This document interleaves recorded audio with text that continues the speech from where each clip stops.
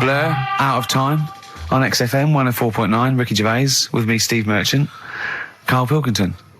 Steve's a bit quiet, he's got a bit of a sore throat. Oh, a bit of a sore throat. Murder. All week. It's been murder, Rick. We couldn't work all this week I've been because off sick. Steve's been in Bristol.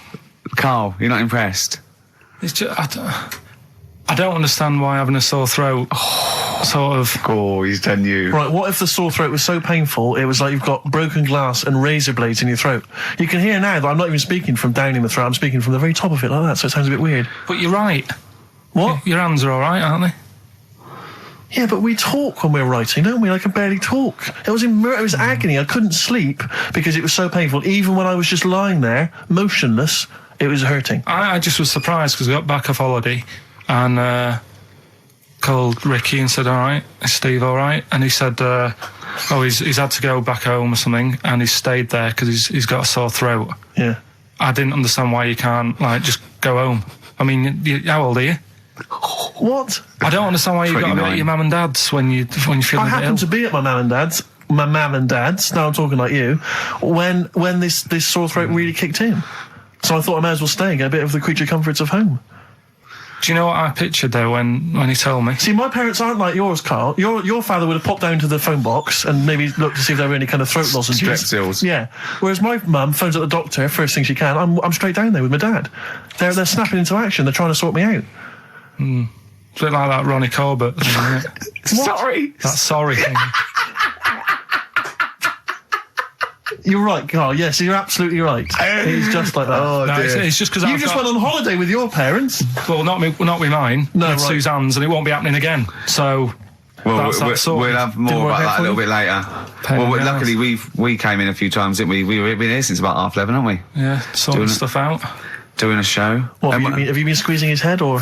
No, that's strictly between the hours of 1 and 3. We established that. Okay. And I've kept the rules, haven't I? I did practice the grip in the week, didn't I? Yeah, just to see what method he was going to use today. Yeah.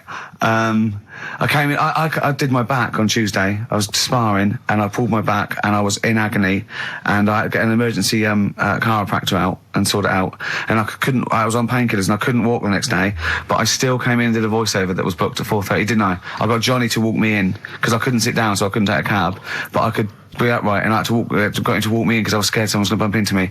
And I did the voiceover. That's still the case, isn't it? Yeah, but right, I got back off holiday on the Tuesday, right? First day back was going to be on the Wednesday, right? So I thought, well, I'll take it easy, because you do that, don't you, when you've been on holiday? The first day you just want to sort of... I don't. I'm straight back into it. Well, Yeah, yeah, but it's nice too. Do you know what I mean? Yeah. Just sort of look at your emails, go through all them, work out what people need and stuff. Sure. Doss around, yeah, sure. So I thought I'll take it easy. As soon as I got in, I was told that Ricky had been booked in to do a voiceover.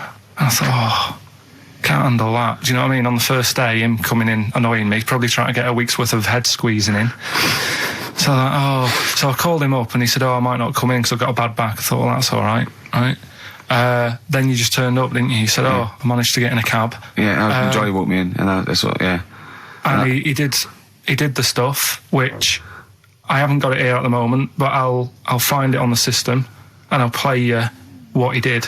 That he's been paid to do as well. It's all right. Yeah, Well, it's not all right. I had to pretend it was all right when I played it to all my bosses to try and persuade. Look, let's play that a little bit later. But now, as we're all back together, Steve, would you say the boys are back in town? Yeah. Brilliant. Thin Lizzy, boys are back in town on XFM 104.9. Right, we are back in town. Me, Steve, and Karl. Karl's on holiday. Steve's been living with his mother because he had a sore throat. And I've been hobbling around still trying to keep things going. Do you know why I think I was ill? Stress. I genuinely think it was stress. I think I'm beginning. No, I'm analysing it. What do you think of that, Karl? But I'll tell you what it is. Look, think about it though. We live in London. We got the war, the threat of terrorist activity. That's where I live. I'm all right. Next one. We got SARS. One. Yeah, but you can walk to work. I got to travel on the tube. I came in this morning. I saw a Chinaman sneeze. I was terrified. S Club 7. They've split up. I mean, I worry about those sort of people. They're young kids, they're talented guys. I mean, they say they're going to be all right. I'm not sure Tina is. I'm not sure she's got the talent. So there's just so many elements that stress I remember me you were out. worried about hearsay. Well, Kim Marsh is doing all right. Well, Kim's doing fine, but she got out early. Yeah. But, I'm not sure the rest of them will be. No, I'm just... they're quite emotional. I've got to worry about the show. I've got to be worried about this. You know, It's just me. I've never been that good when like anyone in the family's ill or anything. I've just got. Just because that's the way I am, do you know what I mean? If I'm ill, I don't expect people to run about. No, well, I've never been off for being ill. I mean, you were. Did a couple of weeks ago. Yeah, but that's. But hang on, I've not missed either of the shows. I'm ill today, but I'm still here. You took I seem to remember you took a show off when you were ill. Yeah. You were But whinging. I was weren't really ill. you? Right, sure. I couldn't even walk to work though. Yeah. That's what I mean. Did you go to the doctors? No, I was too right. ill to get there. Right. That's how bad I was. Did you call a doctor out? No. Oh, interesting. But it's just that. I mean, we were talking about it last night because I was saying to Suzanne, I said, "Oh, Steve's, he's been living at home all week." She said, "Oh, is he I like really the ill?" way he talks about you behind your back as well. Thanks. And she said, "What's up with him?" Malingering geek. And she I said. said, "Oh, he's got a sore throat or something." She went sore throat. Oh. So she said, "Well, you don't know how serious it is. Don't be offhand with him tomorrow because if he's coming in and he's still not right, because she always sticks up for you." Yeah. Right. And she Because said, she's "Anyway, got some sense. She said, and anyway, you're no good when people are ill." I said, "Hang on, what are you talking about?" So apparently, when we first sort of started going out, the first time she was ill, she kind of thought she saw the real me. Because she was ill in bed and that, and I was saying, "Oh, get up." And, Of course, you can drink alcohol with these. and I just was like, you make yourself feel worse if you lie in bed. I said, "Come on, we need to go shopping."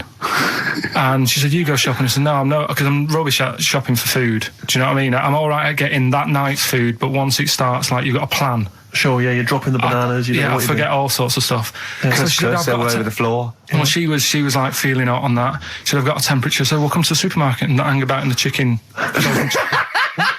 Frozen chicken section, cool yourself down. Yeah, sure. And it made her worse. So now she was like, "Do you remember that?" And I was kind of like, "Yeah." Who's that hot woman sitting in the chicken fillets? Yeah. That's Carl's girlfriend. She's obviously ill again. Even when I was younger, do you know when I told you that I was picked at school to give old people biscuits? Right, yes. Because you had nice hands, Because wasn't they it? had nice nails, right? Yeah. And then because I went down a storm at that, I went down a storm at that. said- Bravo! Getting back with the Garibaldi's the best I've ever had. Bravo! What do you mean you went down a storm? because I'm into biscuits, so you knew your stuff. I was talking to him about I'm them, into biscuits. right? So then Did you make sure that they finished the first layer before you dipped into the second layer? No, there's no rules like that. Just No rules. what do you want? What do you want? What do you fancy? Yeah. So then, because I was good at that, we were going to like an old people's home where they were a bit iller, rather than just being old. They were like ill, Yeah. and I said, "No, not doing that. Not going there. Because they're old people." They didn't want biscuits. Well, yeah, that's They're another too thing, sweet. So yeah. So Did you have to dunk them in tea before you fed them to them? No, it was just like Did you feed them like Did you have to pigeons? chew? Did you have to chew their food, then stick it down their throat with your face? Like a little bird. Yeah, yeah. little trolley, right? A lad who I didn't really get on with, he had good nails as well, so he was serving the tea. Yeah. And I just had a chat and said, "Oh, do you want a biscuit with that? Yeah. What about this one? Do you like bourbons?" Yeah. Oh, you really did the whole. So, yeah. oh right, so you weren't just, it wasn't like their choice, you offered a selection. Well, I sort of sold them because the thing is, there's only so many, so you've got to handle the situation well. Sure. You don't want too many in one type, so it's No. like, well, you've had a bourbon. Yeah. What a great life they lead. They probably only pay about 900 quid a week to stay in that particular home. Yeah. And they get a free bourbon by a kid with clean nails. Brilliant. Whoop-de-hoo. So anyway, I found these things. Do you want to hear them? yeah. So what's it? Explain this again. Right, so I got back off holiday. The first job I found out I've got to do is work with Ricky for a voiceover. I do a regular thing. I do X-Ray magazine, but I'm allowed to make the script up. And they said I could, so I did. Right, so imagine this. Well, I know you, Rick, and I know you like to put a lot of work into these things. Yeah. You want to do a good job. So he rolls up, he says, "Let's do it then." He said, "What's in the magazine?" I said, "Well, here's a selection of stuff. This is what you've got to sell." He said, "Leave it with me." He goes into the little booth, and the first one he comes up with is this little advert for it, right? X-Ray magazine. It's out now. It's £3.50 May edition. Music of Tomorrow. Dandy Warhol's picture, and there's a free CD with all the Placebo and the Donners and Smog and Nightmares on Wax and Alpine All Stars. Only £3.50. It's out now. Buy it, innit? Have you got a sore throat there? Well, that's all right, isn't it? And he was going, "You can't." I said, "We are doing that. I've done one. That is it. That's it." So I persuaded him. He went, "Right, okay, we can possibly put that on XFM, right? I'll have to see, right?" And so I wouldn't do it again. And he went, "But you need one for Capital." He said Right. Capital, no. Right, I'll do one more for Capital. Right. Because all the stations advertise the XFM magazine, right? So this is the one that you thought would be all right for them.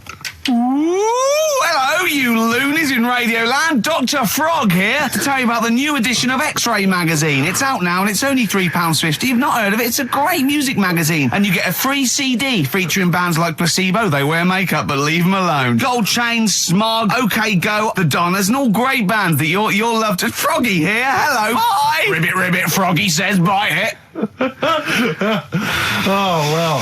So then, he says, that's it. It's You good to had see, your money's is worth. Dr. Frog still on there? He's still on Classic. I said, that isn't going to go out. They're not going to be happy with that. He said, you've had your money's worth. I'm going. Yeah. So I'm left with that. I then have to get the bosses in. And because I've let him go, in a way, it's my responsibility. Yeah. So I've obviously thought I've got what I need. I had to play them to the MD. What did he say? And justify... Well, I was sort of thinking if I laugh, he might go, well, I don't get it, but he finds it funny. Oh, brilliant. Well done. So I was laughing, he was sort of thinking, you know, Excellent. is that it? Brilliant. When do they go out then? I think one of them's going out at the moment. Excellent. I think the first one's going out. Brilliant. Well, let's play a great track then. Is it Dr. Frog?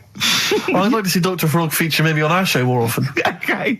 Oh, I've got some new comedy characters. I can't believe that. You know, I love the work of comedy greats like Chris Moyles and Noel Edmonds. I've got some really funny comic characters that'll be popping in and out of the studio. Save them. I'm Okay. excited. Rowdy Drawn Boy. All possibilities on XFM 104.9. I'm Ricky Gervais, with me, Steve Merchant and Karl Pilkington, and a few new characters. Oh, Steve. I can't believe As you that. said, you know, I know you love Moyles and his sort of wacky stuff, and Chris Moyles, Edmonds, one of the greats, one of the and greats. Edmonds, and just all Oh, no, Edmonds. well, I'm going to go along the same sort of vein. I've got a couple of. Can I do a little? Can I show you one? I'm excited. Okay. Well, it always starts with a sort of doorbell. So it goes, ding dong. I go, oh no, hold on, Steve, hold on, Karl. Who's that at the door? Yeah. Hello. Oh, hello. Oh, look, it's Camp David, the right queer gay. Oh, hello. Hello, you look all gay today. Is that because it's nice weather? Oh, no, that's not what it means. Oh, have you got a girlfriend, Camp David, the right queer gay? No, but I've got a boyfriend. Oh, bye. Right. Oh. Ding dong. Oh, it's another one. Hang on. Another comic. Hello. Oh, look. It's Holy Fuck, the little funny Right. Chinese fella. Wait, Yeah. that's his name, That's Karl. his name, Karl. Karl. Hello, Holy Fuck. Harold. Right? Yeah, that's fine. So, That's fine. Mr. Fuck, you can call me Holy Right. if you want. No, I'd prefer to call you Fuck. Yeah. Right? You're right. Nothing You're right. wrong with this so far. No. Have you got a girlfriend, Mr. Fuck? Achoo. Oh, you haven't got that SARS, have you? Yeah. Top- No, that's my Right. girlfriend's name. See? Oh, Yeah. that's clever. Oh, just before you go, Mr. Fuck, I've got two things here. I've got a nice Trilby hat that you could wear, Yeah. or I've got a little lampshade. Right. Right? Which one do you want to put on your head and Yes. walk around? I presume the Trilby. No, but it's not. No. Yeah. The lampshade. Lampshade, of course. Bye. See ya. See you later. Yeah. I thought they were genius. Can I be honest? I'll be honest. I thought they were brilliant. I thought they were. You didn't steal them off Chris. No, Moyles, did you? no. They're original. They're original Sometimes characters. Chris Moyles has done stuff as good as that. I know, yeah, I know, but no, these are all mine. So there you go. We'll be hearing more from Camp David, the right queer gay, and the Holy other Fuck, one, the funny the other little one. Chinaman. What? All right, Karl. Yeah. Is that your sort of humour? It might not be your sort of humour. You just should have run it past me before you did it. Yeah. What one are you worried about in particular? The not Camp David. Well, No. say his name. No. Say his name. I'm not Which doing one? that. I don't know The which other one you mean. The Chinese fella. Well, I forget who that was. What was his name? I can't remember. Well, if you can't remember, it can't be that good, so we'll leave it. We won't do it again. Right? I'll tell you what I've got, Steve. Oh, what? Tell you what I'm thinking. Go on. Right? Do you know, like, TV programmes sort of get rested in the winter? Ding dong. Oh no. Hang on, who's this? Oh, Go on. hello again. Not now, Mr. Fuck. We're talking. Bye. Is that Holy Fuck again? Yeah. Okay, Karl. Look at Carl's face. Right, okay, that's it now. I'm not answering the door anymore. Right, okay, go on. Right, yeah. Ding dong, ding dong, ding dong, ding dong. He's trying to get in. You've got. Don't be impolite, Rick. Come on, Rick. He wants to come in. No, it's too late. It's too late. He's gone away now. Go on. Right. Anyway, what I'm Nice thinking is, Rockbusters coming back for a bit. What? What are you talking about? He likes my idea. He likes my characters. He doesn't like that idea. If I Go on, what, Carl? no, what? I was going to say if I came up with With what? Name it. with that Chinese fella What was his name for a again? I keep sketch, forgetting. you wouldn't have liked it. So let's do Rockbusters and see how it goes. I know you weren't a fan of it, but Hang on. Yeah, I but thought- to be honest, Carl, he dissed cheap as chimps, and we know that's a brilliant idea. Hang on. Sorry. We all agreed that Rockbusters was a piece of old toss. no, I didn't. I said it needed And that's why resting. we stopped doing it. I said it needed resting for a bit. I don't remember that conversation. What do you mean it needed resting? We abandoned it because it was appalling. You it started off as a nice idea, but you just gone crazy. None of it made any Let's play a sense. record and come back to this, shall we? What do you want to play? Bit of sugar. Oh, Yeah. Brilliant. That cheer us all I up. don't know why you were thinking of bringing this back. I'm genuinely worried about this. Well, Is that the doorbell? I would be lying, Rick, if I told you that didn't feature in my list of the best singles ever. That's lovely. It's a If I can't change your mind, Sugar. great pop tune. Brilliant, absolutely brilliant. I think Carl's worried about one of the names of my characters, so I'm changing the gay fella's name to David Gray, the bent pianist. The Scientist, Coldplay, on XFM 104.9, with me, Steve Merchant, Karl Pilkington, and Ricky Gervais, obviously. So, Carl's just getting a little bit frustrated there with Steve, having nothing to offer after being off for a week. Do you know what he calls you now behind your back? Oh, God, here we go. No, it's all right. He calls you the Professor, because of a picture of you in My Media. Oh, right. What did you say? He said it. did you approve it? I didn't actually know. No, you know what it is, don't you?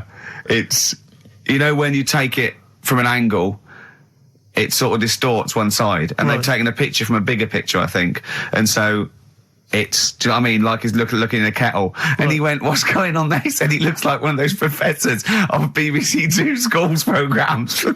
Well, I take that as a compliment, considering what I call you behind your back. And I tell you now, ain't the Professor. Although Carl's looking pretty good at the moment, aren't you? I'm surprised. Can I just say, I'm surprised that you got chosen for having clean nails at school to serve the biscuits. Because I always imagine you, when I look at you, I see you as a child. I see you as a grubby little child who's always out in the street I getting think dirty. Carl is quite hygienic because he's always got a nice little. Nowadays I do. Yeah, nice but little top on. not the boyhood Carl. I always imagine you being quite neglected. No, my clothes weren't always the best, and they were a bit warm, but they were always clean. Yeah. Yeah. Is I this a always country imagine that song your coming house- on? Are you Dolly Parton? I always imagine your house as having, and actually, to be fair, I imagine your house as being very much the same. Always stinking of chip fat. Yeah. Also, yeah. My mum was always cleaning, so again, it was always sort of like clean. It was just Yeah. it smelled. It And smelled cigarette smoke, maybe? Yes, it smelled of Dettol, pets. Yeah, and cigarette smoke. Yeah, and Such chip a fat. working class and smell, chip that. fat, yeah. That's a real working class sort of smell and look and stench. Yeah. Are you talking about me now? Yeah. Right, yeah. I mean, the interesting thing is that Carl's cleaned up his house. I clean. I have 2 baths. No, I know you're obsessed. It's I really love- freakish. I love It's just being really bad clean. of me. I was in Waitrose earlier buying a sandwich. I got a bit of money now, Carl. I like to splash out on a sandwich. I like £2.50. You ever seen any of it? Benji's shut. He does go to Benji's. I'll tell you what. I love Benji's. We go for lunch, right? And if he looks in a restaurant and it's sort of like $6.50, he goes, "Rick, I'm not made of money." Yeah. He is. We have to go to Benji's. He gets 2 sandwiches that have to fill him up, right? Because they're a quid Well, I'm a each. big or guy, something. but I'm a big guy. I need a lot more food. I genuinely need more food than most people. I'm like a brontosaurus. It is. He's just grazing all day. So I can't afford to sort of splash out in Pret a Manger all the time with your fancy French sandwiches. I like to get a lot of bread for the money. I want a lot of bread.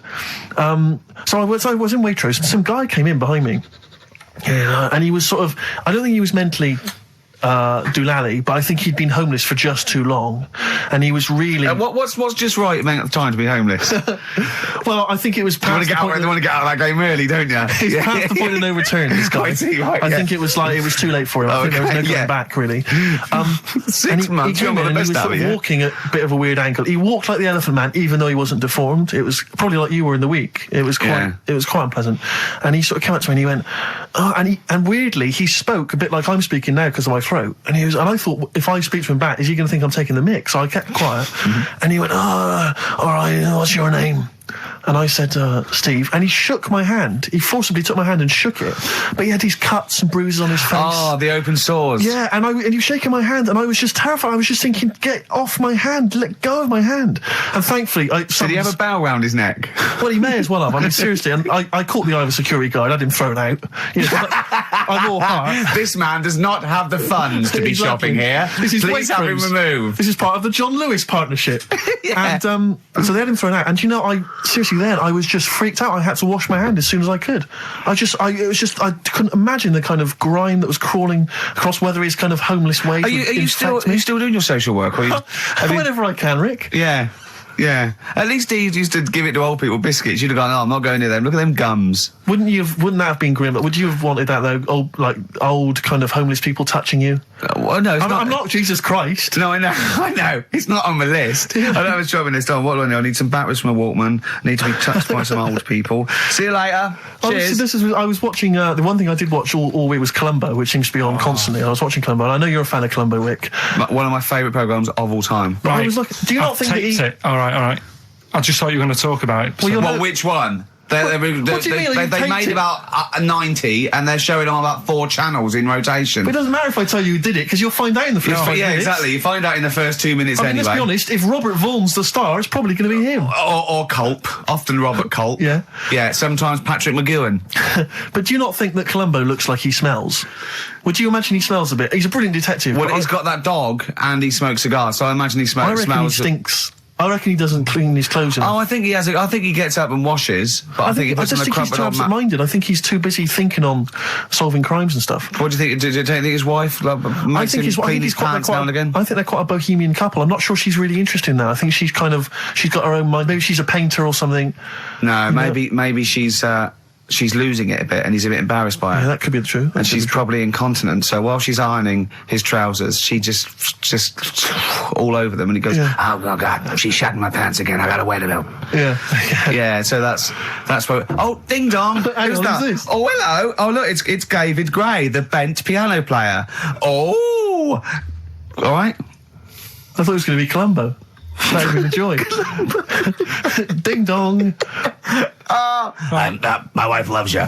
No. Hello. Oh, I don't believe it. Look who's turned up, Carl. Do you want to do Rockbusters, Steve, now? Can we do listen, it? With the whole Rockbusters thing, I don't want to be responsible for bringing it back. So I think we should put it to the vote. You should email in. We'll give people 5 minutes to email in. I'll take a straw poll. Do you want to see the return of Rockbusters or not? We're leaving it to you, the audience, to decide. Okay, Steve. I guarantee it's going to be a landslide. They are all going to want it. But why have we ever trusted our listener? We know what they're like. You've just described some of them with a bloke in Waitrose and Columbo's wife shitting herself. So that's the sort of people that, you know what I mean? Yeah. It was weird because the Waitrose guy did ask for my autograph before he was hauled away. So maybe he is a listener.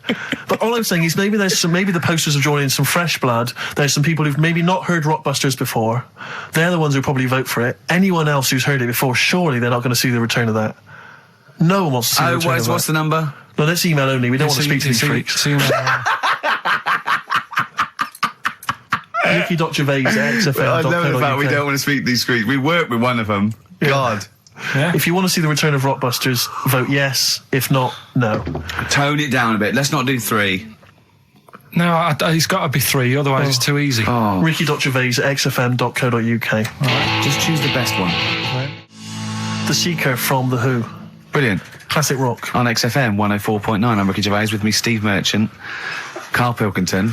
All right, well, unsurprisingly, the overwhelming consensus is that people would like to hear the return of Rockbusters. I should, however, point out just some of the no responses. Let me see what we've got here. Is Dickie Anderson called in yet? Sadly, nothing from Dickers. I think I might make him one of my hilarious sort of comedy characters. What do you think he would sound like? What would he sound like? I sort of probably like that, I think. Ding dong.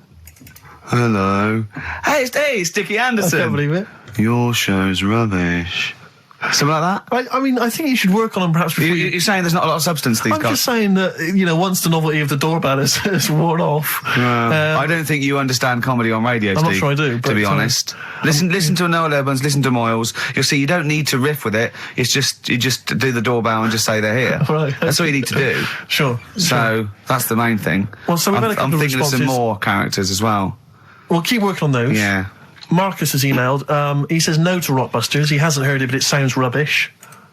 Believe me, you couldn't be more right. Well, does The Office sound good as a title? All right. This is someone else. Don't bring back Rockbusters. Please, can we have more Holy Fook? You're not pronouncing it right, Steve. I know. I was just a bit edgy there. It's Holy Fuck, the little Chinese fella. Holy Fuck, the little funny Chinese fella. No, okay, all right. Well, otherwise, Carl, other than those few negative ones, most people want to see the return of Rockbusters. So, do I Go on in. tell people what the prizes Let's are? go. Let's do it.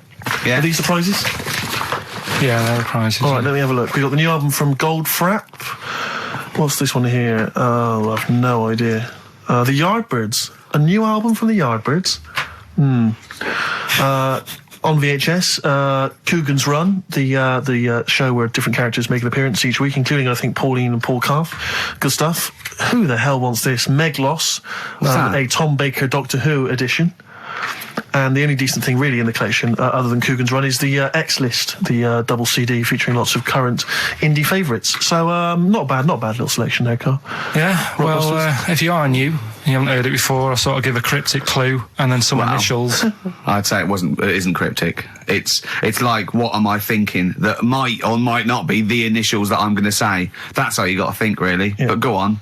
Do you want to remind them of any that spring to mind? Just as a Exploding Pet was Atomic Kitten. Doesn't really work. What else? I fell down in a puddle in Texas. I got my legs wet. Knelt down in the puddle, got my legs wet.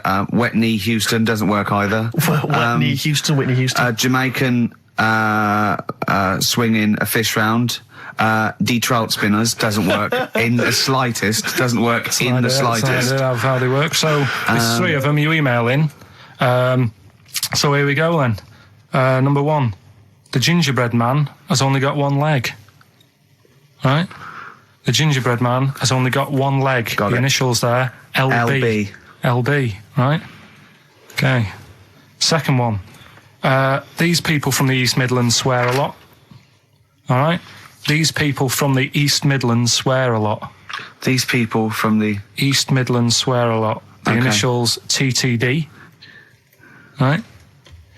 And the third one, have a holiday in Italy. Right? So you've done three then?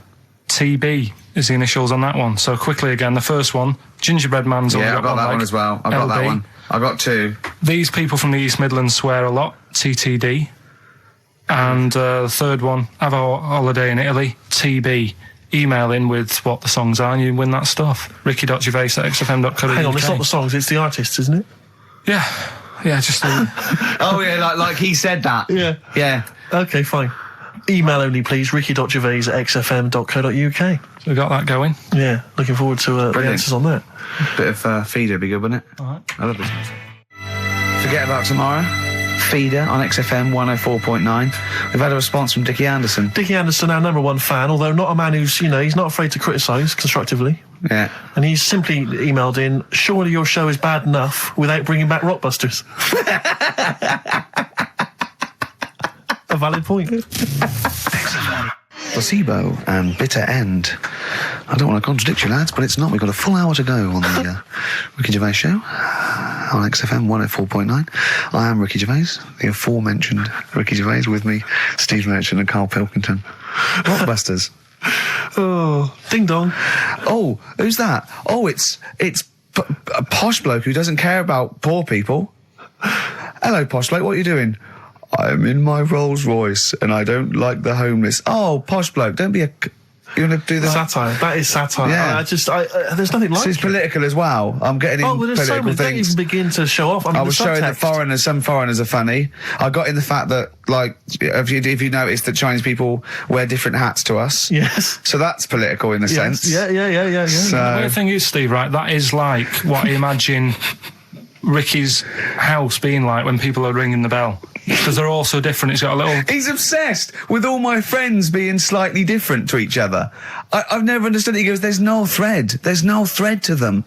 All my mates have got a thread running through them. I was in literally after they walk out of the home. Yeah. But what do you mean my friends all different? Well, that could be... It wouldn't surprise me if I was round there and the bell went and I said, do you want me to get it? And you said, yeah, and I opened it and it's, what, holy fuck? holy, yeah, he's at the door, right? And then I'd say he's busy, close the door, bell would go again, then you got the little gay fella. David Gray. Yeah. And then, do you know what I mean? Yeah. Not really, no. He's met some of my friends and he looks at them in a weird way. I mean, some of them are weird, but he's just... Oh, the other night, right, he's got a thing about Robin, my mate Robin, right, he was a lovely bloke, right, he's going, I can't be handling him, he talks too much, Robin sort of goes, and he talks really fast, and he's sort of riffing all the time and that, and because it does me head in. Why is he talking like that? And I said, Carl going for a drink. He went, Robin's not going to be there, is he? I went, no. And I was there with Johnny, and I'd set him up. I knew Robin was going to be there. Robin comes in, sits down and goes, hi. I go, all right. Carl goes, oh, I'm going. And Robin sort of looks at him. I went, oh, don't be stupid. He went, no. And this is in front of Robin, who's confused. Carl goes, points at him, he goes, I said, was he going to be here? I don't like him. And Robin just...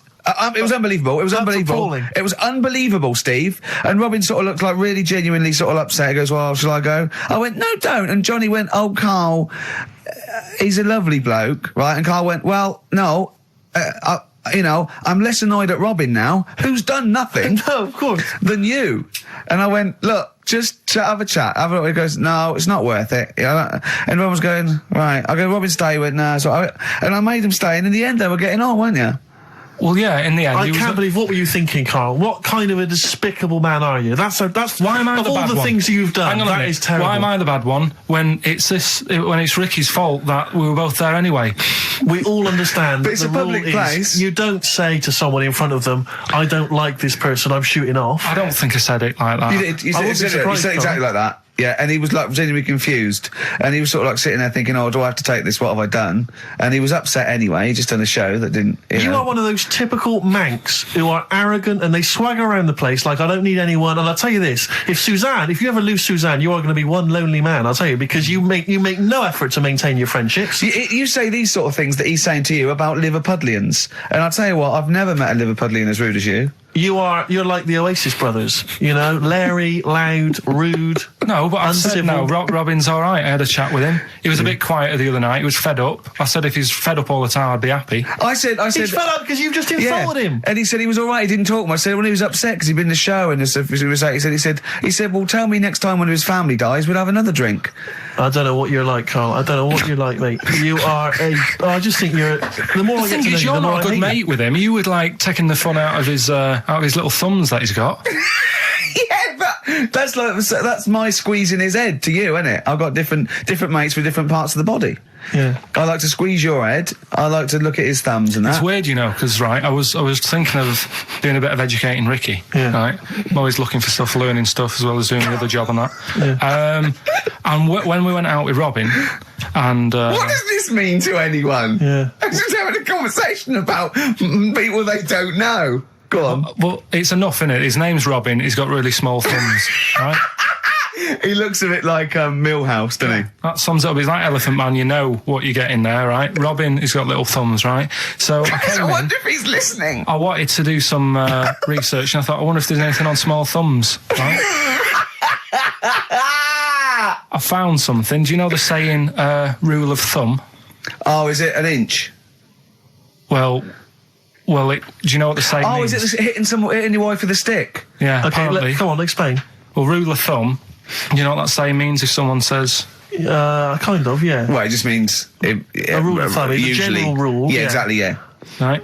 Well, where it actually came from is years ago, husbands weren't allowed to sort of clout the wife with anything. What was it like in the past? I know, yeah. You couldn't clout your missus. With anything wider than your thumb. The stick had to be the same, no bigger than your thumb. Oh, no, So I was a bit- thinking so a big Robin bloke- could do no damage if he went out with anyone. Yeah. Although his is wide, he's got a little thumb like a little knob, isn't it? It's like it's truncated because it starts off normal. It looks like he's had his big toes put on his hands. Does he have to drink a pint with two hands? Yeah, yeah. And he's dropping stuff all the time. Can I just go back to the rule of thumb thing, though? The idea, what date was this? I'm not asking Carl, I'm looking at Ricky, because you're not going to have any idea, Carl. It's just going to be the past. Yeah. But I like the idea that... I think it's the same sort of day where, I don't know, you got hung for being homosexual and you could shoot I a just love Welshman. the idea that there's blokes beating their wives with shovels, logs of wood, and someone's gone, hang on a minute, everyone, Hold on, this is wait crazy. a minute. Let's have a look at your thumbs. What can we do? Wait a minute. We've got to have some kind of rule here. I'm all for beating your wife, but let's have some kind of rule. Let's give him a sporting chance, Yeah. surely. He goes, well, I'll tell you what about you can hit her with the width of your thumb? And the wife goes, make it the width of his knob. I go, no. He no. slaps her again. Yeah, yeah. Width of your thumb. All right. Better? Yeah. It's like it's like I always remember seeing in the swimming baths, there used to be those signs that would say, no running, no jumping. Yeah. That makes sense. No bombing. Fair enough. No petting. No petting. It's like you're not allowed to kiss. in Yeah. swimming Yeah, baths. well- And I love the idea that it's probably some kind of lifeguard who sort of maybe saw his ex-girlfriend getting off with some bloke in the water and thought, Yeah. right, Right. there's no petting anymore in here. What do you mean? No petting. You're not allowed to kiss her or no one. You're not doing this just because No, you used to go... nothing. There's not a problem. Okay. Not a problem. Just leave and don't kiss. You want to swim, but don't kiss. There's no petting. Did you just write that on in Yeah. yourself in biro? Yeah. No. What's this no fiddling downstairs in or out the swimming pool? No. No fiddling with her downstairs? No. Right. It does annoy me though. I was saying to Ricky the other night when we were walking somewhere. No people taking who, her for a drink afterwards. You can't enforce that. people who kiss and that in the street. That Oh annoys me. yeah, people showing their affection for one another. No, they can hold their hand and that. Yeah. Sure.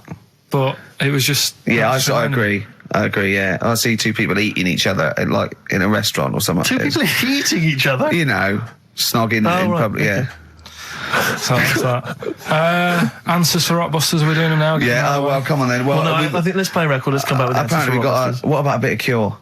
Do you want a bit of cow? Yeah. So we're going to go wrong. We're going to go wrong. Ding dong. Oh, here you are. Oh, it's a fat fella with lipstick. Hello. A Forest, The Cure, XFM 104.9. Good track, isn't it? Oh, yeah. Going all the way back. All the way back there. Wow, Rockbusters, the results. You've had a few proper answers, I hear. So, either I'm wrong or people do think like you. I've got two of them. What are the clues again? Right. First one was the gingerbread man has only got one leg. I got that. That was LB. Limp Bizkit. Right. Yeah, the that third works. one. The third one that I think you worked out. Yeah. Have a holiday in Italy. Chewing Breaks. TB, chewing breaks. Yeah, this is the one I can't get. If there's a reason why I can't get this, we're not doing Rockbusters Can I again. give the answer to this one? Yeah. What's the clue? The clue, these people from the East Midlands swear a lot. Yeah. TTB. TTB. The answer. TDD. Yeah, go on. Give the clue again. These people from the East Midlands swear a lot. Tourette's Trent Darby. Right, you're never doing Rockbusters again. Tourette's Trent Darby. Right, you're not doing it. You've blown it. You see, you sneak that one in. Yeah, but I always like to sort of give two that, are fairly easy, and then you sort of work out the men from the boys then, don't you? Yeah. Well, I mean, if I'd have done a character called Tourette's boy, friend of the little Chinaman, and it went, ding dong, oh look, it's Tourette's boy, friend of holy fuck, holy fuck, you'd have been annoyed. Do you know what I mean? Oh, who's your mate, Tourette's boy? Holy fuck. You'd have been annoyed, wouldn't you? Is that a character from Lenny Henry's show? I was watching it last night, I can't remember. I can't remember whether it's Chris Moores or Lenny Henry. Yeah, one of them. Anyway, the winner, lucky old Richard Perks from Birmingham. He's listening presumably on Sky, and so nice to have him listening. And that's Richard Perks. He's got those answers, all of them right. In fact, most people seem to get Terence Trent Darby or Tourette's Trent Darby. Well, I think that's offensive. If you want to complain, what's the number? Well, do they write to complain about that? Using The that same as an- person you told people to write to and tell them I was a knobhead and shouldn't be on the radio. last week when I was away. Did anyone do it? I think a few went through. Did you listen to the show? I listened back to the recording of it. Did you get any emails before you listened to the show? Yeah, when I got in. Did it upset you? What sort of things was it? Just stuff. I can't remember. Just it was weird because there was like a few of them in a row, and I just thought, what's happened here? Yeah. And because we said that, because you weren't here. So what did you say? I just said phone in. We had a couple of genuine emails that liked the show, didn't they? Yeah. And I said phone in and leave messages or email Andrew Phillips and Karl Pilkington and just say the show was great. The show was brilliant without him. But they went a bit too far, did they? What did they say then? Oh, I can't remember. I mean, it doesn't bother me because I'm not bothered what people say, am I? No. Do you know what I mean? No, you don't care what you say to people either. Poor little Robin, he looked crushed. Oh, whatever. Whatever. Well, it doesn't matter because he's doing well at what he does. He couldn't even hitchhike home because they wouldn't stop because his thumbs didn't show up. He was waiting there for ages by the side of the road. Do you know the difficulty he has buying gloves? It's murder for him. He wears little oven gloves. Yeah. From like Wendy houses. He has to wear Barbie oven gloves. Yeah. Oh. Right, so so the winner there, Richard Perks in Birmingham, if you could just email him with your address. There was another winner, wasn't there? What was his name? Actually, there was one person who got all the right answers, and there was almost a winner, but his name was Peter Kay. And I like Peter Kay just coming second, so we gave it to Richard Perks. Yeah. Peter Kay. Let's play a record. Radiohead. There. XFM 104.9. Ricky Gervais, Steve Mitchell, and Karl Pilkington. Right, Rockbusters. Well, you shot yourself in the foot with that. So, Tourette's Trent Darby. Amazing. I mean, what did you think of first? His name and what words you could put in there? I normally sort of just go through a Guinness Book of Hit singles and go, right, who can I do? All right. You're giving away a lot of. I mean, that you're an enigma, Karl. I wouldn't give away your workings. I mean, because then everyone will be able to do it. And what you've got now is a gift that people can't really tap into. Do you know what I mean? See, that's what Lenny Henry and Chris Moles' mistake. See, I've sort of worked out how they do their comedy, and I'm doing it now. Sure. Do you see what I mean? Now that I'm doing it. I think the only way that people would start to be able to replicate a lot of what Karl does is if maybe they had a severe blow to the head, or they were diving and they came up to the surface too quickly. Ding dong! Oh, I'd like a severe blow. Oh, get lost, David. Oh, let's have some adverts, quick. Steely Dan, reeling in the gears. Sorry about that. Look, he's going to put on his little duffel coat. Yeah. Well, I'm not very well. You look like someone that walks around Forbidden Planet.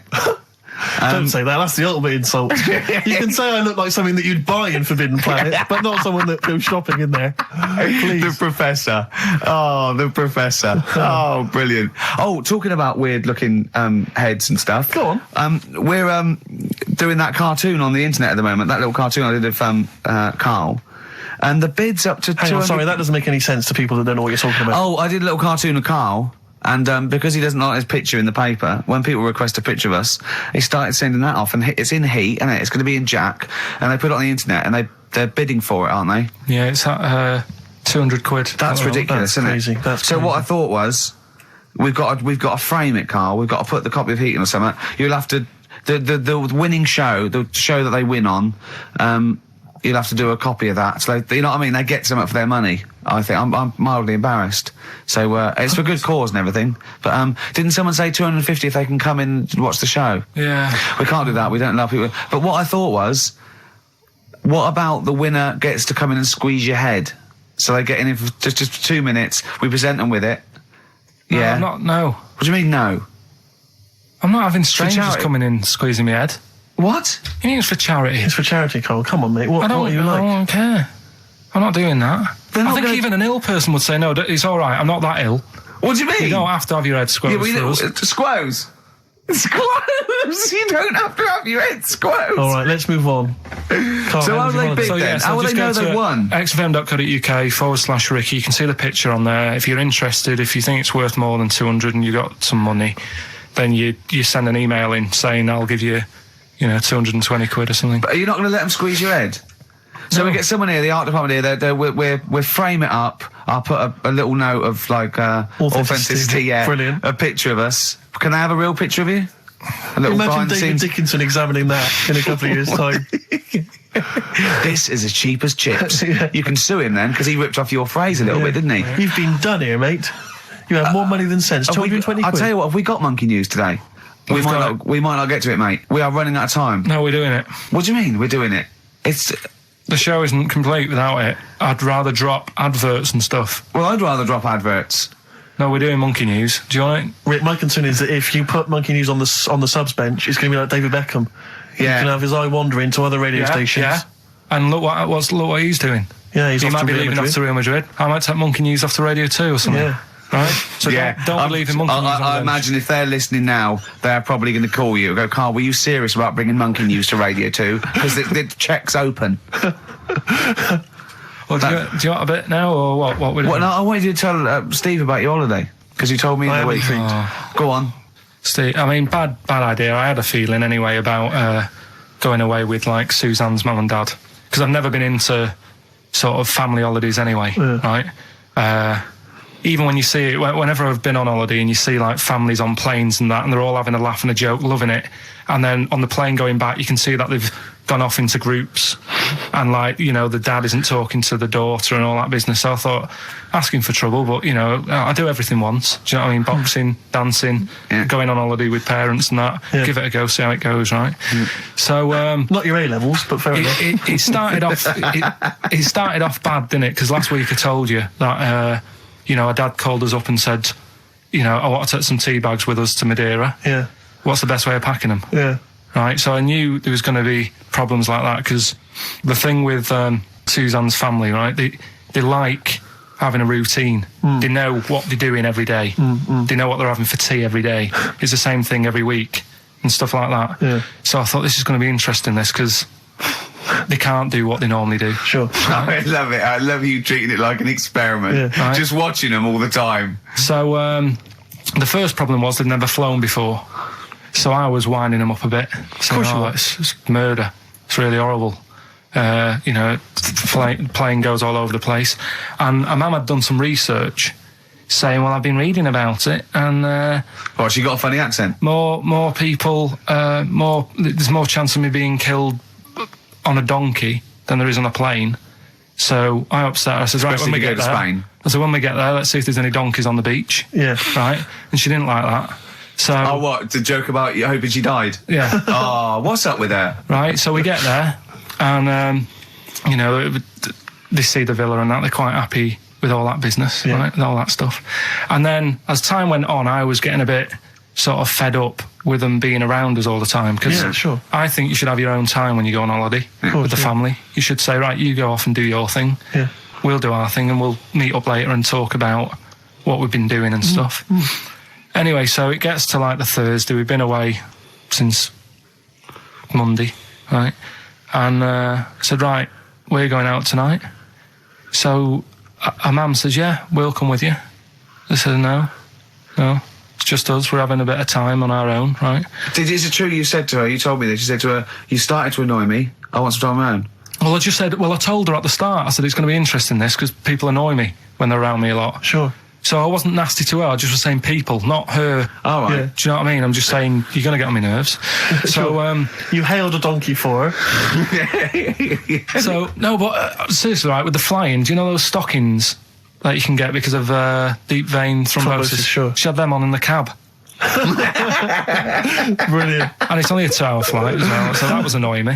Right, so anyway, it gets to this, you know, the Thursday night when I'm going out with Suzanne. Yeah. And our mum's like sat on the sun lounger outside, so where are we going tonight? I said, no, like I said, it's just us. We're going out having a bit of time to ourselves. So I could see as the day was getting on, she was realising that she's got a night in with, like, her husband, right? Her face started to, like, look miserable. Sure. I thought, I'm loving this. Right? So I said, right, I'm going in to go and have a shower, go and get ready for the tonight. It's going to be great. And wind them up, wind them up because they can't come, because he said they can't. Yeah. Right, so I go upstairs, have a shower and that. I come down, and a mum's smiling. Oh, hang on. So I'm thinking, hang on a minute, what's going on here? So I went to Suzanne. I said, "Why's your mum smiling? She's not coming." She said, "No, but my dad said he'll take her out now." So in a way, she was happy because she got her own way, which had annoyed me. That annoyed you, sure, because you wanted It's to... like, What, you don't even want her husband taking her out? Well, it's just the fact she didn't want to go out. She was happy to stay in and have sausage, egg and chips that they'd found from some shop that sold English food. Right. So that's almost like what they do if they're at home. Sausage, egg and chips. So she was happy with that if we were staying in and having that. Well, because we were going out, she was fed up. Right. So she's smiling. So she's going, "Yeah, I'm going out now." So I said, "Well, enjoy yourself." She said, "Where are you going?" I said, "Well, it doesn't matter, does it? You don't need to know." Sure, She's not going to where we're going. "Oh, you just don't want us to be in the same restaurant." So yeah, that's right. I said I want a night out on my own with Suzanne. It's our holiday as well. I don't know how you can talk to me like Amazing. this. This is not even his own parents. This is someone else's parents. These are the parents of the woman he loves. But even Suzanne sort of agreed with me. There's only so much time you can spend with your parents. That's why you leave. That's why when you're ill, you don't go home to them. Yeah? Yeah. Of course, the slight difference between me and you, Carl, is that not everyone in the world annoys me. Well, not everyone does. Just... I can see what I felt a bit guilty that week when he said I was annoying him, but I realise it's not my fault now. No, everyone annoys him. Yeah. So, yeah, it was an all right holiday. It was good to get back. Brilliant. Won't be doing it again. No. And what now would you say is your relationship with Suzanne's parents? Is it a frosty one? No, I just think they know that I don't like to put up with them for a long time. Yeah. I mean, when we were packing, a man was upset because, like, she really liked the place where we were staying, right? Because it was quite a big villa, because there was a few of us. There was a brother as well with us, right? Yeah. So, our mum said, "Oh, I love it here." She said, "I'm definitely going to book this place again." I said, "It's a bit big for two of you, isn't it?" Just being sarky, like, we're definitely... I said, because, I won't be coming again. You're like, I don't know what you're like, Carl. You're a monster. You're an absolute You're one of these people that monster. goes, "I says that speakers are fine, I says that, and jibbered whap the wibble, and never the wear slep." You're like a middle-aged man. You're like an old man. You're like an old man, and you're what, 30? I'm just imagining you scraping along in clogs and a flat cap going, "Oh, that tree's got to come down." Yeah.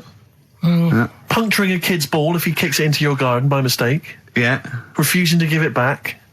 Yeah. Gather round. Yeah, there were once Chinese kid as airy as that gal, which is weird because there's not many Chinese people that are airy, but this one, I tell you, it were back in 1990. Grandad, are you eating a Twix?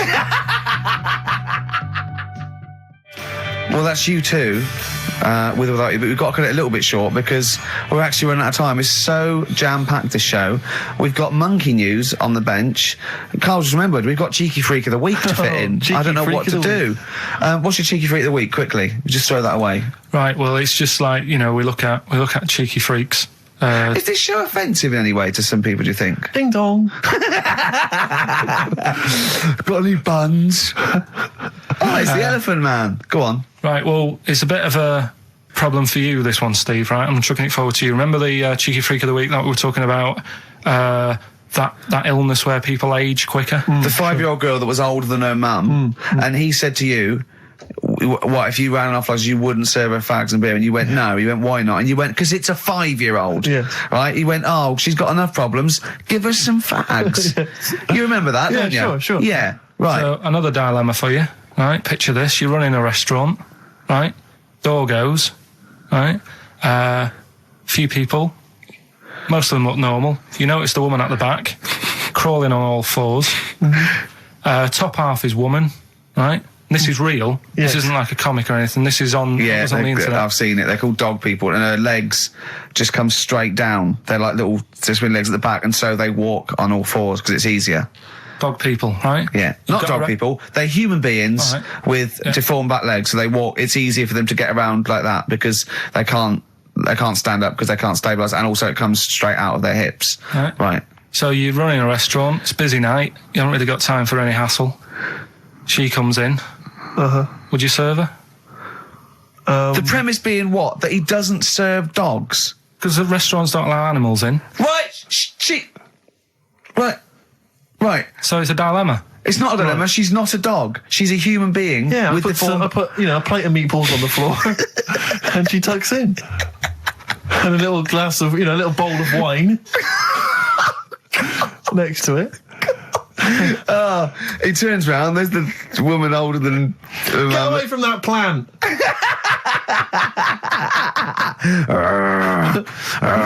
Is service included?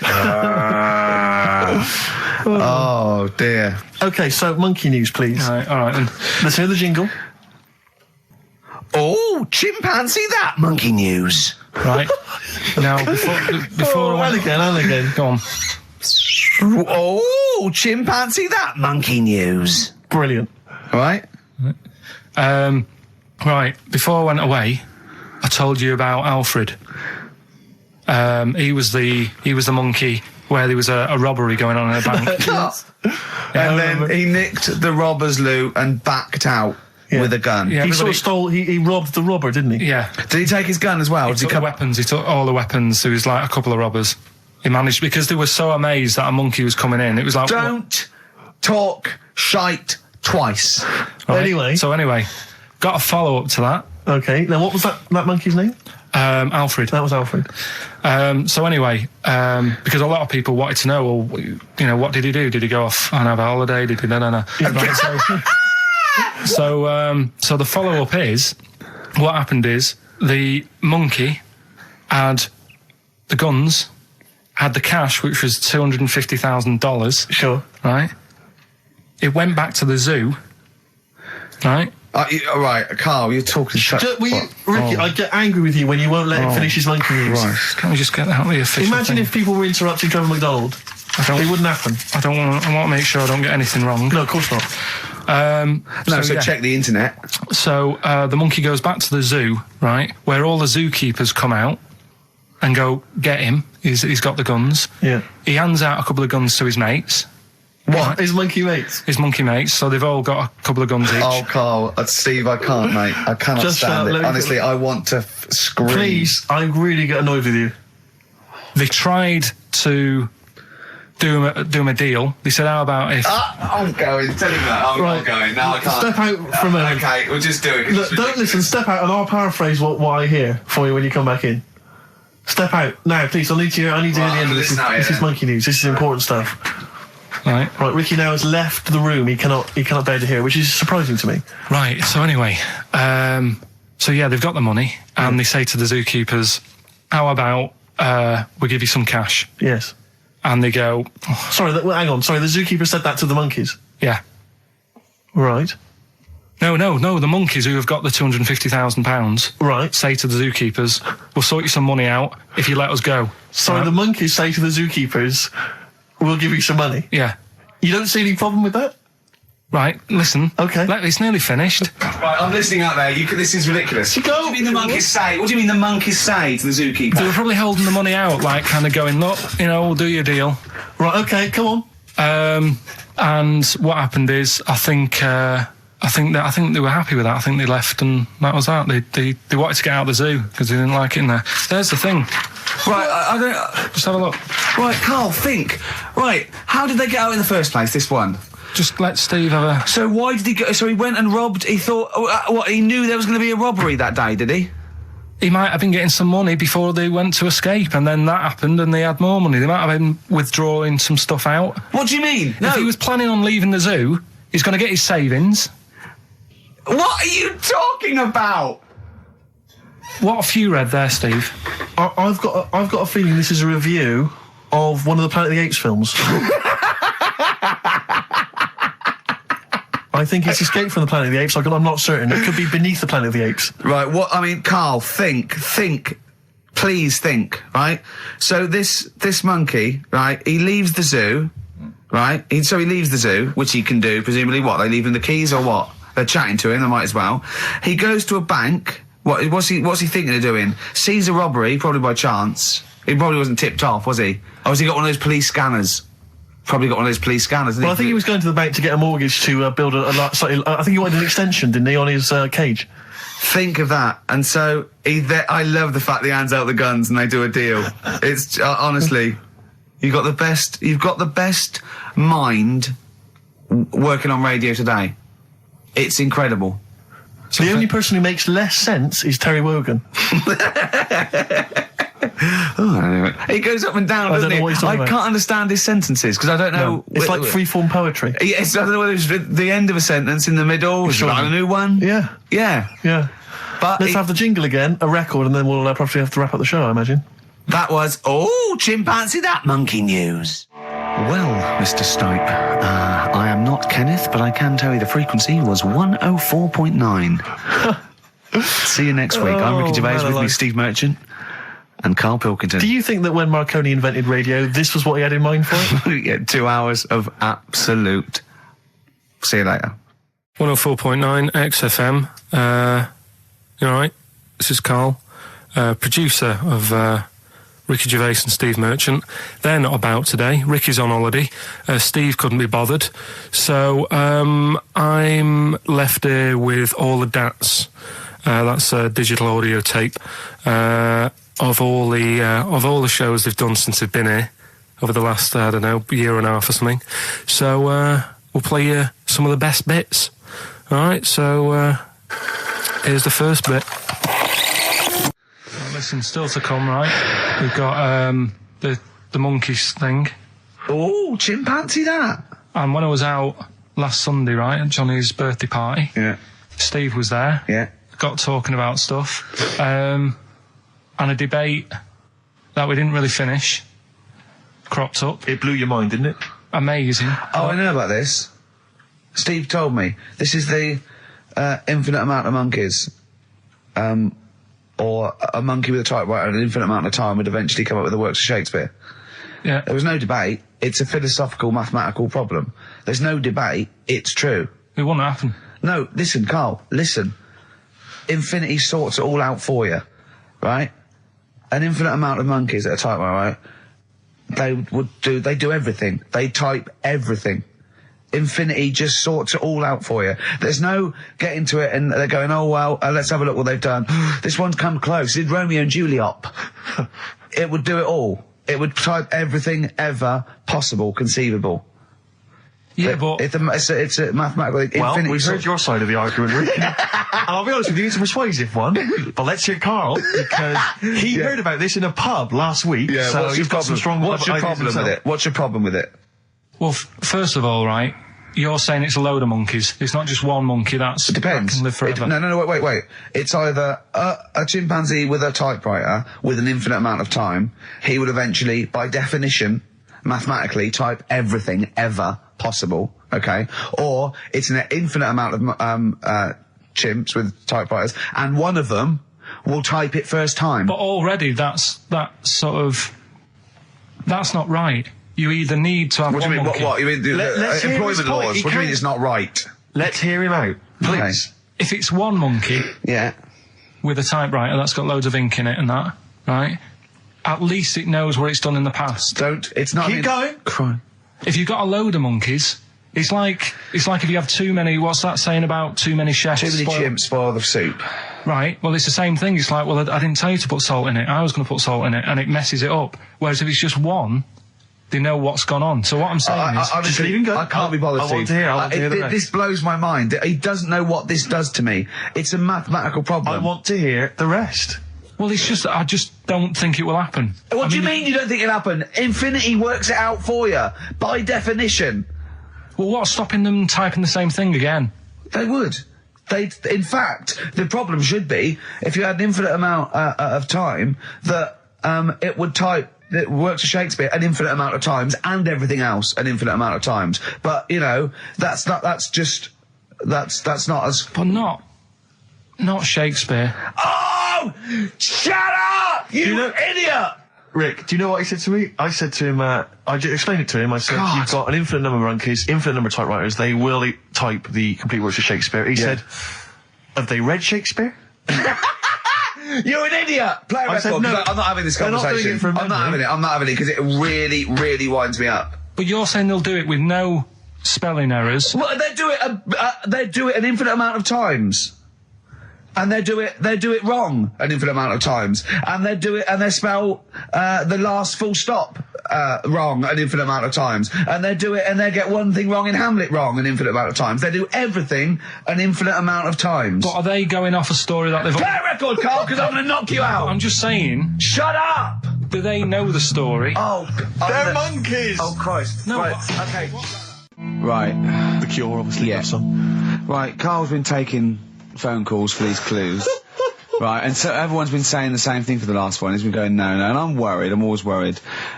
FD, I just overheard him on the call there going, oh, what have I been saying? Oh, no, it's FP. Dickhead.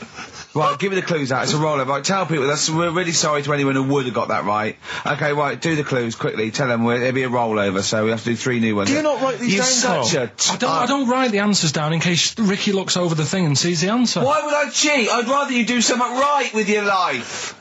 Right, well, the clues were I've got 3 other jumpers like this one. Yeah. That was FT. Yeah. You got that. 4 tops. Yeah, that's alright. Good, well done. That bunch of people can't make up their minds if they want to sit in the sun or not. That was C. They were getting that. That was charlatans.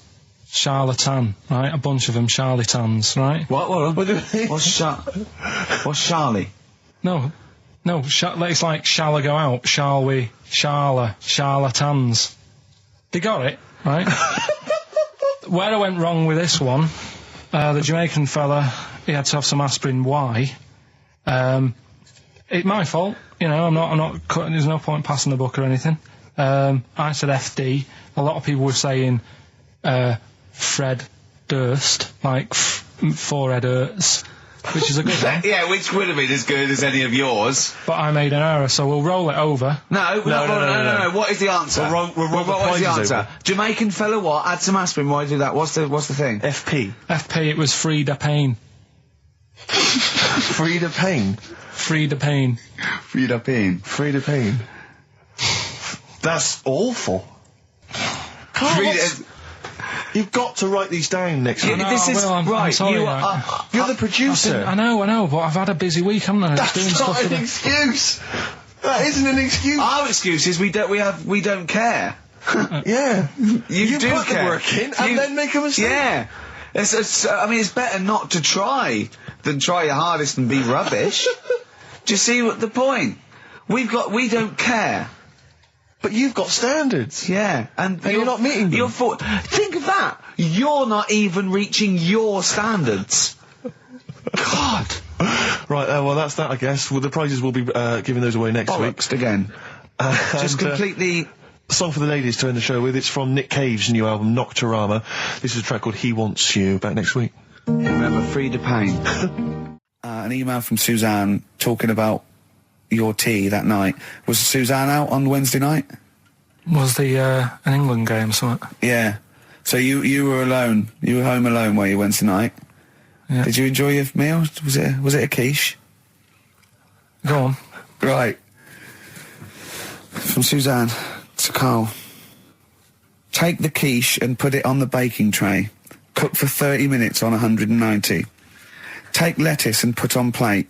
Take 3 tomatoes, wash and chop into quarters. Place on lettuce. Take an avocado, chop in half. Remove the stone. Peel skin and slice. Place on salad. Put salt and pepper on and a dribble of olive and balsamic vinegar dressing. Right? In brackets, small bottle behind the cafetiere. Right, in case he's reaching for bleach. Yeah. That's it. Should have put everything else away. Right? Then sprinkle a smidge of parmesan on top. Remove quiche from oven, cut into quarters and put on plate. Eat. Oh, wow. Does she have to do that Look at every his single face. time she's out? No, it's just that I'm not that good at cooking, right? And to be honest, that was a lot of hard work. I didn't bother warming it up.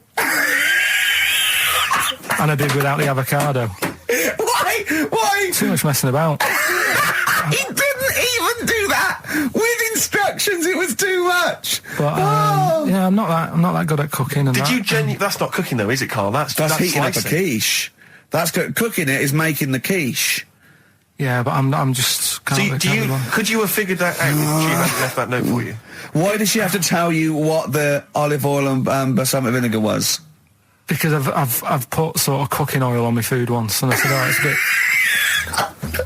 bit. It's ever since, right? Years ago. I'm gonna die. Years ago, Oh God, not leaving Mr. Magoo at home. It was ever since I put sausages in the toaster that What do you mean? I nearly set the What flat do on you fire. mean? Because, do you know, like, when you're grilling food in a pan and all that? Yeah. Sort of sausages spit and it goes everywhere, doesn't it? And it makes everywhere greasy. In the toaster. So I thought, well, just want to warm them up. Yeah. Bung them in the toaster. Yeah. What And happened? she sort of caught... They got stuck and they sort of caught on fire, I imagine. She came in just as I was sort of plunging it, and Marty came in from work. She said, "What are you doing?" I said, "I'm in sausages." Well, the oven isn't on. I know, they're in here. What, you turn it off? Panicking and that. But I've never been into it. I've never been into cooking and that. At school and stuff, I didn't bother doing it. Oh, every time Suzanne comes home, she must think, please be the house still there. Yeah. Please not let me hear a fire engine as I come round this corner. Oh, God. She comes and goes, oh, God, thank God. I bet she's always happy to see you when she gets home and you haven't burned the place down or introduced some howler monkeys or something. Unbelievable. What I find extraordinary is there are people who are in sort of care in the community who don't need instructions No. on how to prepare food. Oh, they do. They can do it. Yeah, you show them once. Yeah, they and do. they've learned it. Whatever you do, don't put sausages in the toaster, Johnny. Do you know what I mean? Yeah, and they've don't- learnt it. They don't put sausages in the toaster. They put their fingers in. But, yeah. All right, this is Carl, the producer of Ricky Gervais and Stephen Merchant on XFM 104.9. We're playing out some of the best bits. Hope you're enjoying it. Here's another one. Can I just ask Carl how he got on over Christmas? Because the last time I spoke to him, you hadn't bought a present for your girlfriend. I have to say, I was on tenterhooks all Christmas. Well, you changed it. After that show, I felt bad, even though I shouldn't have done, because... Because you hadn't bought your girlfriend a Christmas Yeah, but present. I said to you, I booked a table at a hotel in Covent Garden, had Christmas dinner there, which was nice, right? It's good food and everything. Didn't feel like enough to me. Well, then I went out and treated some stuff, and then... No. A couple of days before Christmas, he went, I took Suzanne to that hotel we're going to go to for Christmas dinner. We had tea and cakes. And I went, oh, you treated her? He went, no, she paid for it, but I was just showing her what it was going to be like. That was her extra treat. She paid for it. I love that. Brilliant. Yeah, well, it was it was like 150 quid for a meal for two, which is pretty dear, so I'm not going to buy her cakes as well. I love that! All right, love, have anything you want. You pay for your own pudding, I'm not mental. Yeah. So you treated her to some other stuff? Some bits and bobs. What, And then so yesterday, she chose them and you paid for them? What, the presents? Yeah. Or you chose them and she paid for them, but, you know, it's the thought that counts. I got them on the way home that Saturday. Well done. And what did you buy? Shops. Well, just some bits. It might be personal, Steve. Well, I don't care. Just some bits. Yeah, Just bits and pieces. leave out the personal bits. What bits? Just little things. And then yesterday, right? A monkey wrench and a new washer for the shower. Yeah. Some recordable CDs that you need for your job. Oh, So, dear. now, when you gave those presents to her, did her face light up? Right. I don't want to tell you what they were, right? But she wasn't that impressed. You're going to tell us what they were now, Tell Carl. us what they are. You even know what they are. She told you on Christmas Day. Hold on, wait a minute. But it doesn't matter what they are. It does matter what No, they are. it doesn't. It doesn't. does, Carl. It's you, mate. Of course it doesn't matters. matter. Oh, God! Have you just remembered? Yeah! Right, but there's no need. I've got to tell him, Carl. I really want your permission because I don't want to be I know it's not, but we know it's not that embarrassing. It's really quite sweet. Yeah, but in a way, right, the way I look at it is, right, Christmas, even when I was a little kid, right, is not... Please let me tell him, Carl. Well, let me just tell you first, though. Oh. Let me tell you why I didn't go all out on the old present front. All right. Justify yourself. Right? First of all, I've covered it up since then anyway, right, with that present, because I bought her some shoes yesterday, and she did say, I'll give you the money for them, but when I get home, I said, it's all right. I said, you can have them, right? So not only did I buy her some food on Christmas Day, I got her shoes. She's probably had a... And they feel like a horse. Yeah. It's sort of like, yeah, there you go, there's your shoes, there's your food, right, bed down, see you later. Yeah, but what I'm saying is I she's have done... fed and clothed Yeah, her. did you comb her hair? She's done well this year, right? So, the thing She's is... done well this year. It's like you're a single parent living on a council estate with a smack problem, and you still managed to buy them some Right. Lego. When I was a kid, right, it wasn't about what you got. I remember one year when I was about 8, right? Oh, this is going to make me cry, isn't it, this? No, it's not. I'm just saying the way it is, right? I woke up at about 4 in the morning, And I was like, oh, what have I got? And I couldn't sleep. I was that on edge. It's the excitement of Christmas, isn't it? It's like, oh, what's wrapped up? I need to know. Yeah. And it's the fact that people are saying, no, you won't know until tomorrow. Yes. Sure. That annoys you and winds you up. Okay. So I got up at 4 a.m, opened my presents, and then went, right, I know now, went back to bed, had a great sleep. Yes. Right? So it's nothing to do with the excitement of what you get. It's the excitement of not knowing what you've got. And then what happened when you got up to go down with the presents? What you're saying to me is that you could wrap up a brick because the thrill of Christmas is in hoping and being excited about what it is, not the actual gift itself. Yeah. Is that what you did? Did you get a brick? No, let me tell you now what he got. He got her a present, right? And she said, she came and I said, yeah, he got me. It was an industrial-sized packet of condoms. It was a joke gift. No, it wasn't a joke. It wasn't even a joke. I went home that Saturday after the year, past Boots, thought, might have something in here. They were on, like, some value. Right, you passed the Were makeup. they used? The makeup. You passed all the other. Past the feminine makeup, stuff. past the lovely vanity cases. Yeah. the foot spas. Exactly. Yeah, The yeah. bathroom Oh, products. hold on. How much are these, love, for 100? Yeah. $4.99. Yeah. Do I get them reduced if I buy in bulk? So how many did you buy? What was it? I don't know, probably about 100. Right, okay. And is she allowed to use those with anyone? Did you wrap them? Can she just go out and have a wild Well, time you with don't need to them? wrap. They're already wrapped, aren't they? Oh. And then what did she say when she opened them? No, wait. Carl, what did she Right, play a record and we'll come back to this. Oh, you're worse than my father. That's genius. What do you make of the first genetically modified baby? Oh. Are you worried about this? Do you know what did they do? What? Let me see what it says here. It Well, says, isn't it just choosing the, eye colour? Well, this is the concern, isn't it? That in the future you'll be able to decide whether it's a boy or a girl, how intelligent it is, what it looks like, is it handsome, is it ugly? Obviously, no one will choose an ugly baby, and so on and so on and so on. And so it means that where will it lead? Where will it end, Carl? Are you concerned? I've thought about this a lot. What will us three look like in the future if they're being, genetically modified beautiful people? What will we be like? How will we be considered in society? True, yeah. But we've talked about this before, haven't we? About the cloning thing. Yeah. That's a bit weird. Yeah. But I don't think it matters because at the end of the day, right, you might look like some other kid, but it's the way you're brought up that will change your features and the way you are, your personality. If you lie, you get a long nose, don't you? Well, no, but listen, right, because I remember when we, I was growing up on this estate. This is going to be good. Go on. No, it's not. It's just an example of how this doesn't work. Go on. So we don't need to worry, sort of thing. Sure. Right? Okay. So I'm growing up on this estate, and there was this woman about 4 houses down, right, who's a bit rough. All right. Didn't fancy her. Oh God, no. Right, but she had a baby. Well, tell me about her first. I'm interested in this woman. Why was she? It was a very. She looked like a bit of a man in a dress. I mean, I didn't grow up in a posh house or anything. And I'm not saying that if you live in a bit of a rough house, you're a bad person. What did she look like? But anyone can Tattoos? clean up. Looked like Tony Green with a fag on. They didn't clean up much, right? Oh. Which, even if you've not got a lot of money, you can still try and make the place look nice. Yeah. Right? But she didn't, and a kid used to take a horse into the house. Sorry. Whoa, Neddy. What do you mean a kid used to take a horse into the house? Where did he get a horse? Must have nicked it from somewhere. Must have done. You've seen a horse in it? No. What, is that from outside the saloon round the corner? Yeah, was it just tied up with a bit of leather? Right? Oh, that's great. Big Jake coming looking for it. I'd been out. Oh. No, sorry, let me get this. This was before the lynching stopped or after. Where did he get a horse from? What do you mean he must have nicked it? His mum said, where'd you get that from? I bought it. All right, then. But keep it out of the kitchen. I don't want you going cattling rustling.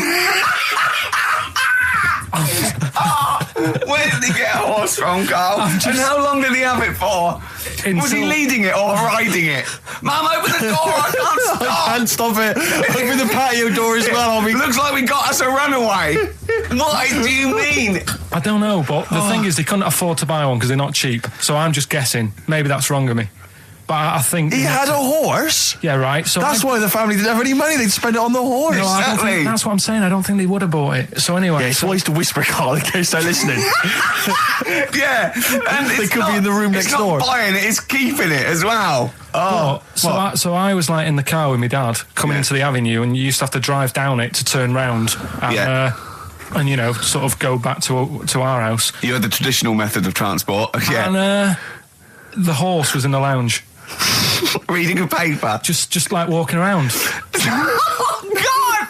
What? And when I was doing, I tried to earn myself some money once by flogging little flowers in plastic cups. What? This is genius. It just keeps coming. What do you mean you're trying to flog little flowers?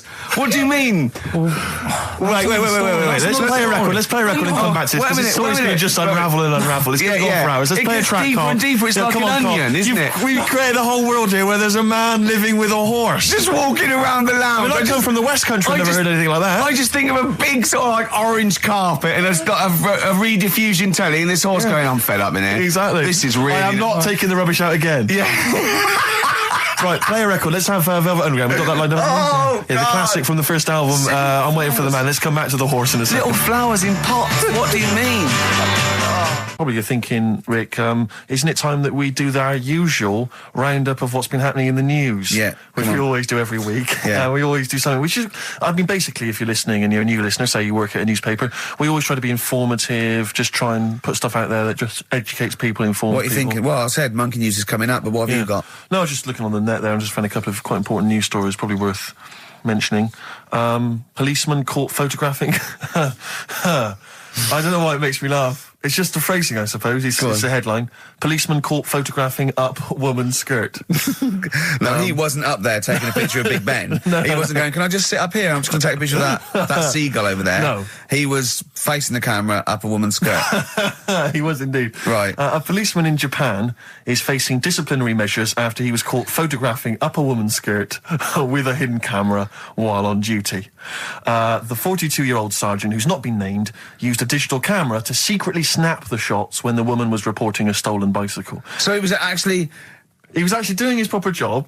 He'd obviously thought to himself, I'll bring him a digital camera today. On the off chance a beautiful woman comes in to report a crime or robbery, I'll have it ready, I'll have it positioned, you know, in such a way. But this is interesting. This is how he got caught. Okay? The woman became suspicious after she saw a flash go off.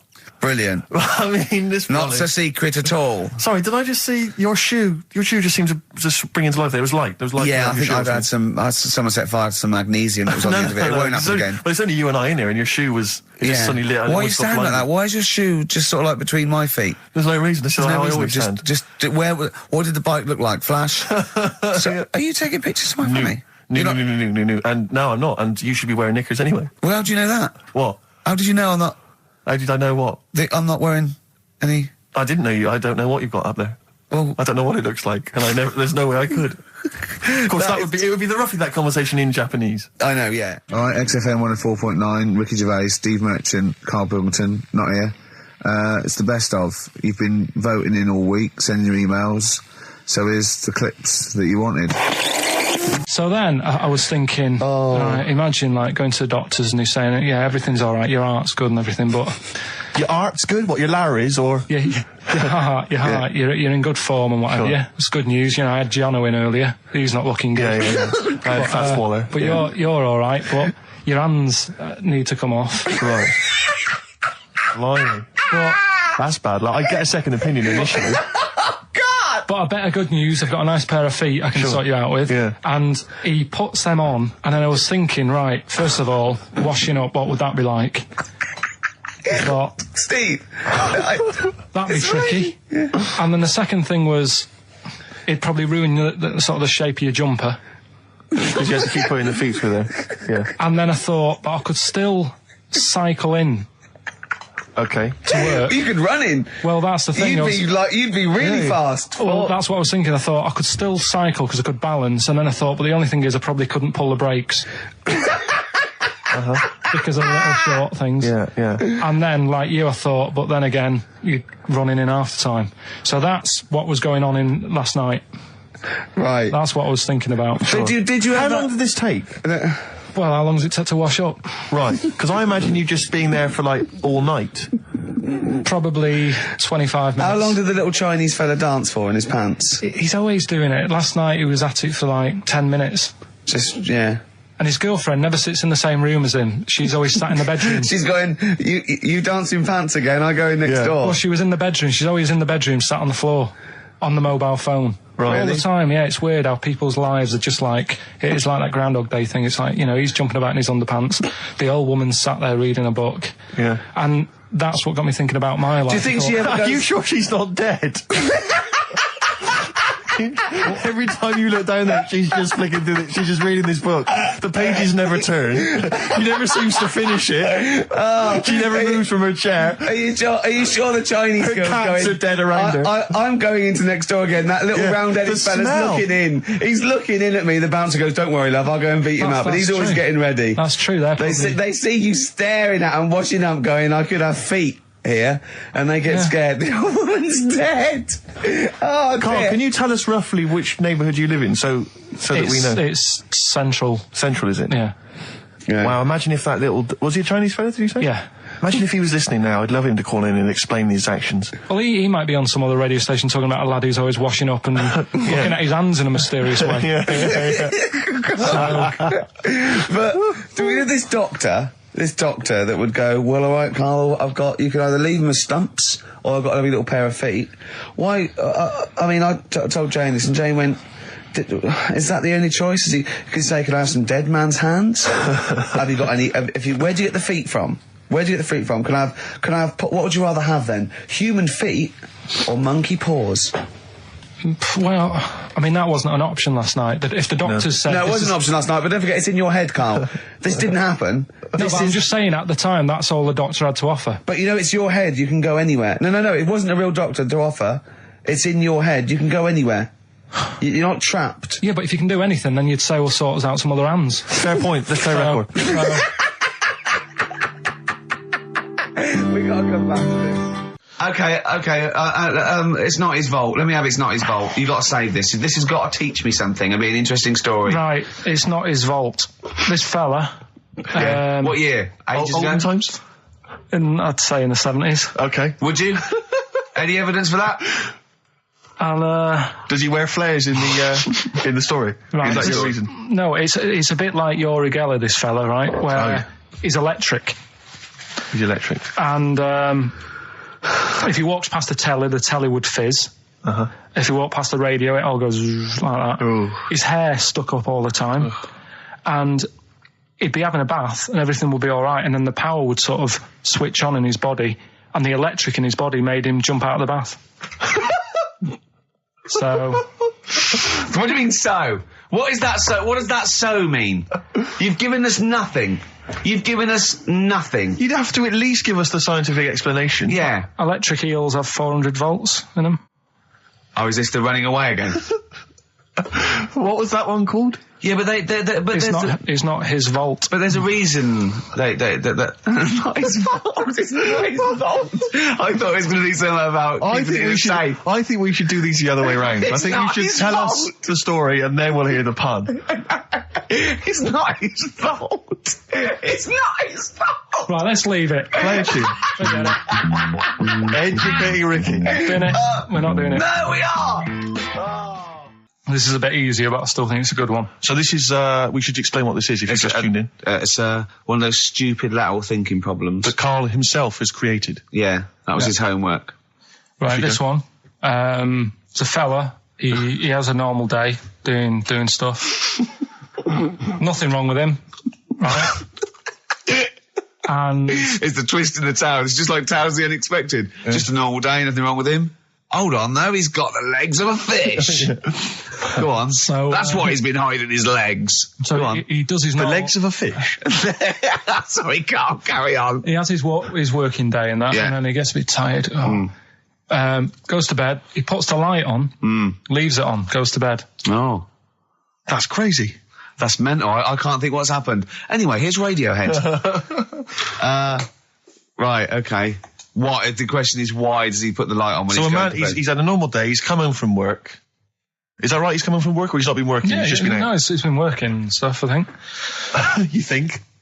You've made it up, Carl. You can decide. So is the question is, why has he put the light on when he's asleep? There's a reason that he's put the light on when he's asleep. Has he gone to sleep? No, Carl, don't shrug. You're meant to answer these questions. He put the light on before he went to bed. Yeah, and the question And you're he's gone asking to me is sleep. why? What's And the he- scenario? And the light's on and Yeah. that, but he's gone to sleep. Yeah. He started reading and then he fell asleep. No. Did he intentionally, for some reason, put the light on? Every night. It's mad. Sounds mad. That's Carl, doesn't it? Every night he does it. Yeah. He puts the light on. So, Carl, is the point of this, he puts the light on for a very good reason. Not for us, but for some people. He's blind and it's always been on and he thinks he's turning it off, but it was on in the day and he thinks he's turning it off, but he's turning it on because he's blind. That'd be stupid. That works. No, that works great, Rick. Yeah. Thank you, Carl. So you've got to come up with... Hang on. If you're blind, why would you put a light on? No, he thinks it's off. Yeah. But why would he turn it on anyway? Just think so he doesn't get burgled, so people know he's in because he can't see him. So he just he puts the light on when he's there, then he turns the light off when he goes to bed, so people think it's fine. But he's got it out of kilter, and actually he's walking around in the dark all day. I don't believe that if you're blind you turn your light on. I don't think you'd be living on your own, would you? I'm not having that for a second. Do blind people live on their own? I'm not having that for a second. Well, some people do. Lonely blind people live on their own. No, if you got bad eyes. What, any of them women? Are there any blind women who are living on their own, Rick? No, I mean, if you know of some blind women. 08700 800 1234. We've gone through this. If you are a blind woman with no standards and you don't care annoying voices and smell, yeah, then get in touch with you. Yeah, I mean, you've got to be within the ages of, say, 25 to 65. You know, right. Well, call it 75. You fussy all of a sudden. Yeah, go on. If you were blind, would you live in London? Because someone said yesterday there was one struggling outside in Leicester Square, and I don't understand. If you were, I mean, you know, might have been a tourist. But why come to London if you're blind? It's the worst place in the world to come if you're blind. To hear the sights. To hear the sights. It's a bit mad, isn't it? They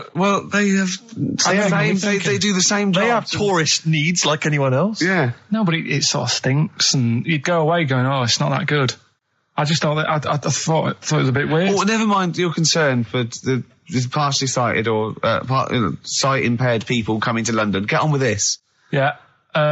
So there he is. Yeah. It's like, a bit tired. Yeah. Just put the light on, get to bed. Yeah. So he turns the light on and he goes to bed. Yeah. Oh. Should we play a track? He's not sleeping on the job. He's a lighthouse keeper. Well done. Is he a lighthouse That's keeper? not it, Carl. He's a lighthouse keeper. Right. Why wasn't the light on all the time? Because it's light in the day. You idiot. Play a record. What? Play a record. You're a buffoon. No, actually, the light isn't on in the day, is it? No, Rick? it's not. I think you're the buffoon. Oh, yeah. Carl has won!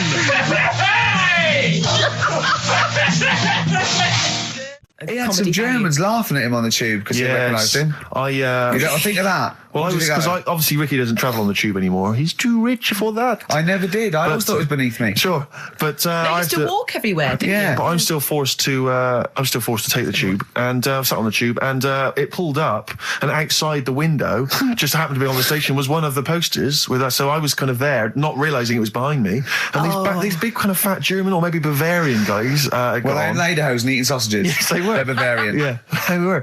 And I noticed one of them kind of looked at me, and then looked at the poster, then looked at me, just happened to say it, and wittered something to his friend in German. You know, I don't want to try and do an impression. That's freaking goggle eye. Oh, wow. I think that... No. But I know what you're thinking it means. It doesn't mean that. Right, okay. It means... What's a rough translation? Elegant boy. Right, okay, yeah. And so anyway, he pointed goggle eye. He pointed out the poster, and his That's mate... lanky piss and streak. And his mate burst into laughter. And then we pulled they've got a great sense of humour, the Germans. Well, that's indeed. the thing. But we rumbled onto the next station, and the poster was in exactly the same place. And this time they tapped the shoulder of someone else on the train and pointed me out, and that person also laughed. An Italian? There was a French. Was there a bloke with a beret and a little moustache on the other side? Yeah. Was the United? Did you get on the United Nations Express? Imagine that. Yeah, it was fake. See the freak. Look at this freaky goggle eye. Right, whereas I love the fact that before you were at least pretending to be speaking German. Now this is an Italian with an accent. It's just a guy speaking perfectly good English. So you've not even disguised the insult there. Oh dear. That'd be lovely. Try and insult me in other cod languages. You could bring Europe together if they just instead of Esperanto, that there was just one common language. The language of freaky goggle eye. I'll tell you what would bring the Europe together is you maybe representing England on the Eurovision Song Contest. That would be great. With a self-penned tune. Should I do that? That would be Head work. magnificent. It's got to be worth thinking But about. just about everyone being the same. Yeah, like just about the people euro being and that. equal. Everyone, not and also mentioning the euro. Yeah. yeah, just doing that. I like all different. I like all different cheeses. Oh, je t'aime la musique pop. Yeah. La baby belle. Et le cheddar. I mean, I'm not fluent I am French. Le Grand Fromage. Yeah. Oh, it'd be lovely, wouldn't it? And they'll all be there, all in their different. Well, every line could uniforms. be maybe in a different language. Yeah, and what would I wear? I'd wear sort of like a kilt. You'd wear a kilt, but you'd also have on your head one of those kind of big, what are they called? Those big furry hats that beefeaters or whatever wear. Or Yeah, one of them. Is it kind of a busby or something? busby, A busby? yeah. Wear one of those, or maybe a kind of policeman's helmet, That'd be Bobby's good. helmet with the kilt. Yeah, You'd have the clogs. I'd wear the policeman's helmet under the kilt, so they just thought I was really enjoying the show. Yeah. Good idea. Hey? Excellent. I think we talked for about 3 minutes without having to mention some kind of genitalia. You doing very well, That's we actually, should boys, celebrate yeah. by playing one of my tunes of the year. Really? What one is it? U2 Electrical Storm. Oh, I know you're a big fan. I know No, you're a good big fan. choice. Well done. Cheers. Darkness growing on me. Love that. Love the darkness. This is the Best Of Show on XFM 104.9. I'm Ricky Gervais, with me Stephen Merchant. Yes. I hope you're enjoying the Best Of. I remember, I think all kids go through a phase of shoplifting. Well. And when I was going through it, I used to just little things, just like magic markers and magazines, Mars bars, that sort of thing. Yeah. And one day, right, my mate, Anthony, his mum called up my mum and said, I've got to meet up with you. I've got to have a word with you. And she said, what about? She said, I don't want to talk about it over the phone. So she goes, oh, right. Well, yeah, come round tonight then. So anyway, my mum sees me. She don't want to be in an awkward position and, like, be a bit embarrassed and what have you. So she sees me and she goes, right, Anthony's mum's coming round. What have you been doing? Yeah. So I go, oh, God. I said, I've been nicking stuff. So she goes, like, what? So, not big stuff. I've had a few calculators and Mars bars and stuff. How many? I'll just work it out. Hold on. Works out at 7.2 per day. So, How many calculators do you need? so it was when that phase. You failed maths, didn't you? Everyone wanted a calculator. It was like a trendy thing, wasn't it? Right. Oh, yeah. In Manchester a couple of years ago, yeah. So anyway, so I told her all this and I confessed to, like, Computers will make it there one day. I confessed to There's magic in the back of battery. Go on. confessed to nicking all this stuff. She comes round. She only wanted to borrow some money. Brilliant. She said, oh, I don't like asking. I was a bit embarrassed to ask you over the phone, but can I borrow 20 quid? Oh, that's fantastic. And there's me. Bloody, That's great. and it's similar sort of thing to yours. And did you? And he went, hold on, I'm going to work out the interest on that. I bank 10%. She'll owe you £4.40. Yeah. Oh, dear. so your mum was a loan shark. yeah. And did she mention She that went, you'd been nicking stuff with that other? Because what I'm saying is, presumably you got your mate in trouble. No. Right, you didn't. That's great. Anyway, should we have some more music? Because Yeah, we've go been on. waiting for hours. What are you going to play, Carl? We've got the Cooper Temple Clause Oh, lined up. brilliant. And then the other thing is the one that I was reading, the world record with the fellow who's pulling a train with his teeth. Does that make any difference that he's done it with his teeth? What do you mean? Well, what difference does it make? Well, isn't it? It's quite hard to pull a train with your teeth, I imagine. Well, it's pretty hard to pull a train. All I'm saying is it because he couldn't beat the fella who's pulling it with his hands? Well, so you tweak this it a is bit? my point. I think there was one bloke with the record for the running backwards 100 metres was sort of like 11 and a half seconds. And I was thinking, turn around, you'd probably have a really good go at that. Do you know what I mean? Yeah. It's sort of like doing a marathon with a milk bottle on your head. Take the milk bottle off and see how fast you can go, you twat. But you can just tweak it, like the fella who has done the pegs on the face, right? Yeah. His name's Gary Stretch Turner, right? Right. So you're sort of cheating already if he's got a stretchy head, right? But You are, right, you are one of the most stupid humans I've ever met. well, get me in the book. Yeah? Right? Well, listen. So Gary Stretch Turner, right? His record is 153 pegs. Yeah. He did it again, and he only got 150 on. So he hasn't broke his own record. Right. But what I'm saying is, if he tweaked it a bit more, would that make a new record? What? Well, if he said, I've got 150 pegs on, but at the same time as eating a burger. I see what you mean, yeah. He'd be the world record breaker for pegs and eating burgers at the same time. Yeah, just change it a bit. If you know you're not going to make it, just do something else. I'm assuming the rules are set at the beginning, Carl. That's Yeah. it. That's where they say, right, you're just going to do the pegs thing. You're not going to introduce burgers halfway through, are you? Definitely not. And then they have a go. I was on one leg, not interested. How many pegs? 150. Can I just ask very briefly, I was quite interested by the family had to move because they lived on Butthole Road. Yeah, I quite like that Now, one. I don't know if I've told you before, Rick, where I used to live. I'm not going to tell you the name of the street that I used to live on, because not on air, because my parents still live there and I don't want Right. you know. But I'm going to write it for you now. This is the name, the genuine name of the street I used to live on. Just imagine when you're at school Yeah. and like in class, for instance, in French, you've got to say you've got to answer where you live. Yeah. J'habite wherever. Yeah. That's the name. This is actually the name of the street we lived on. No, it's I not. swear to God. That is... Absolute right. I could phone my father now and he could confirm that for Well, you. no, I swear because he doesn't want to God. And I tell you that. But listen, do you know what worries me? It's the apostrophe S. I know. Because that's blatant. Yes. Amazing, isn't it? That is incredible. Imagine how embarrassing So that if I was. look that up in the You Bristol... will find that in the Bristol A to Z. I swear to That God. is really... Why have you never told me that before? I can't believe I haven't. That's I'm still incredible. embarrassed now. Do you know, if whenever I have to phone up, if I have to give that address, I always spell it instantly.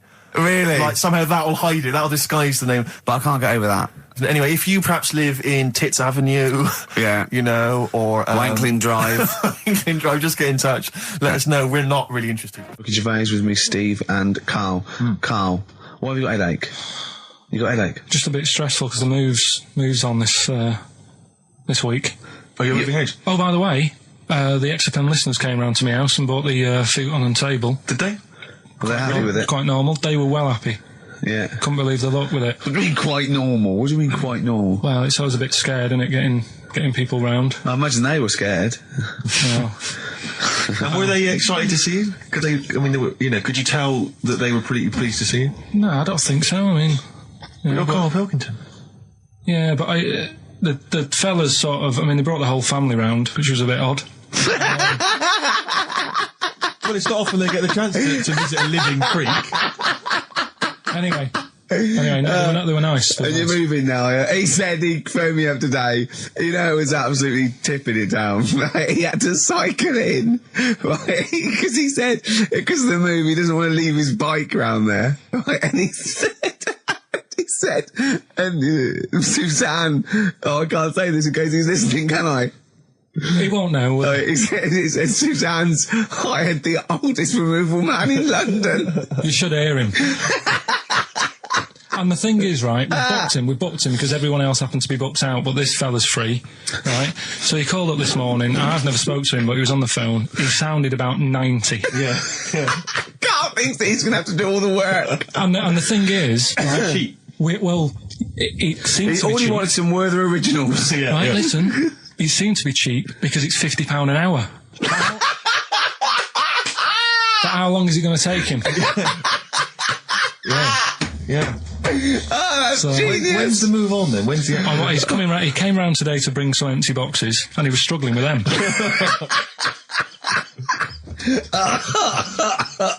So it actually happens on Wednesday. Oh, God. Anyway, so Rick, I noticed that you were laughing and almost had a heart attack. Doesn't bode well for the boxing match, does it? Cough at the moment, haven't I? I've had my Lemsip. what was that one you told me about with the porn? That was a good one. Oh, this was fantastic, right? Right. There was this... Sorry, can I just check now? We're just remembering classic episodes of the Tales No, Unexpected this is important. Well, I saw one, right? I saw one on Tales Unexpected, right? And it was these two gents. What they used to do, they look down the obituaries and they'd blackmail the wife or the son of a dead eminent person, like it might be a priest or a doctor, and they'd go and they'd say, he bought some erotic stuff from us before he died, and he owes 100 guineas and all this sort of stuff, and they'd pay up because it'd be so embarrassing. They just didn't want them, so they'd just pay him, right? And this one bloke said, who are these people? I'll meet with them. And he goes round there, and he goes round, and they go, your father, he goes, my father could not have bought any erotic material from you. They did, he goes, he couldn't have, he's blind. Right, and that was the twist. And Carl went, So it was magazines, not videos then?